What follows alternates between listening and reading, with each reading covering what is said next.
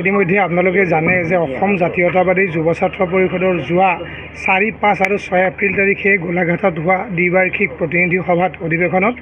এখন নতুন সমিতি নিৰ্বাচিত কৰি দিয়া হৈছিলে। কিন্তু বিভিন্ন সময়ৰ অসুবিধাৰ কাৰণে যেহেতু এখন পূৰ্ণ পৰ্যায়ৰ গোলাঘাটৰ অধিৱেশন আছিল আৰু পূৰ্ণ পৰ্যায়ৰ অধিৱেশন বুলি ক'লে একেবাৰে সাংস্কৃতিক শোভাযাত্ৰা, সাংস্কৃতিক সন্ধিয়া আৰু বিভিন্ন মুকলি সভাৰ বিভিন্ন ধৰণৰ আলোচনা চক্ৰ জড়িত হৈ থাকে। গতিকে সময়ৰ অভাৱত অসম জাতীয়তাবাদী যুৱ ছাত্ৰ পৰিষদ নতুন সমিতিখনে আগন্তুক 2 বছৰত কি ধৰণে আগবাঢ়ি যাব,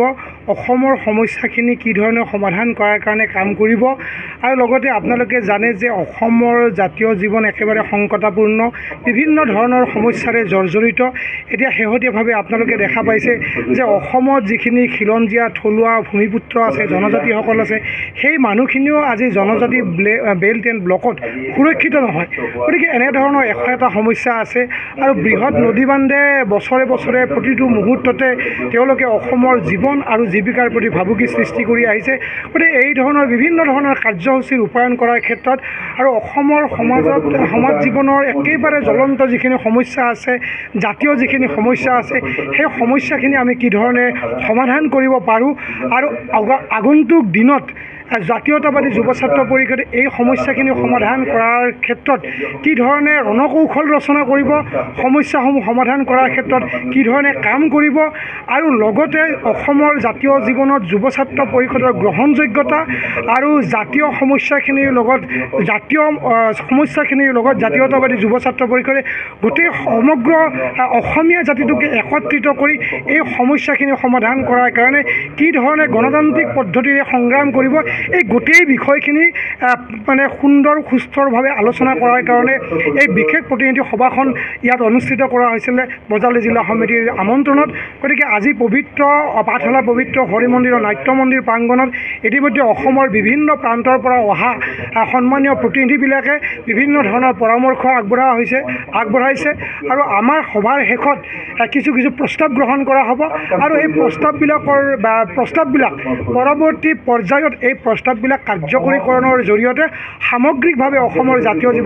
সমাজ জীৱনৰ সমস্যাখিনি সমাধান কৰাৰ কাৰণে কাম কৰিব। অহা 28 তাৰিখৰ পৰা এলানি কাৰ্যসূচী ঘোষণা কৰিছে, কেনেধৰণৰ আৰু ক'ত এই কাৰ্যসূচী? ইতিমধ্যে অহা 28 তাৰিখে আমি গেৰুকামুখত লখিমপুৰ জিলা সমিতি আৰু ধেমাজি জিলা সমিতিৰ যৌথ উদ্যোগত নদী বান্ধৰ বিৰুদ্ধে এক প্ৰবল প্ৰতিবাদী কাৰ্যসূচী ৰূপায়ণ কৰা হ'ব। ইতিমধ্যে আমাৰ সন্মানীয় সভাপতি মহোদয়ে কৈছে যে নদী বান্ধ বুলি ক'লে প্ৰাথমিক পৰ্যায়ত আমি নামনি সোণহিৰি জলবিদ্যুৎ প্ৰকল্প আৰু ৰঙানদী প্ৰকল্পৰ কথা মনলৈ আহিছিল, কিন্তু আজি কিছু বছৰৰ পৰা দেখিছোঁ যে নদী বান্ধ বুলি ক'লে একেবাৰে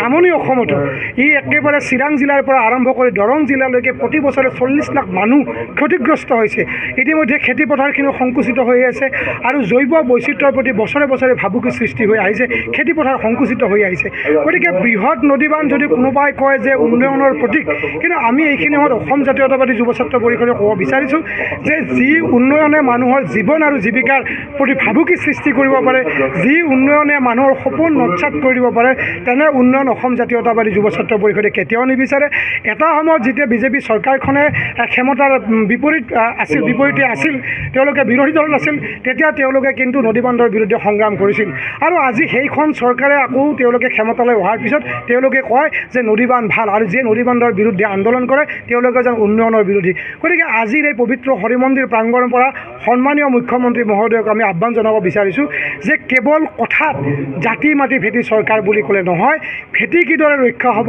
জাতি কিদৰে সুৰক্ষিত হ'ব, এই কথাবিলাকৰ পৰ্যালোচনা কৰিব লাগে। কেৱল মাত্ৰ পাব্লিচিটি স্থানৰ কাৰণে যি টি কথা ক'লে নহয়। আৰু আমি দেখিছোঁ যে শেহতীয়াভাৱে মাননীয় মুখ্যমন্ত্ৰী মহোদয়ে মুখ্যমন্ত্ৰীৰ যিটো পদমৰ্যাদা, চকীখনৰ পদমৰ্যাদা, এই ধৰণৰ কথাবিলাক ৰক্ষা কৰাত তেওঁ ব্যৰ্থ হৈছে।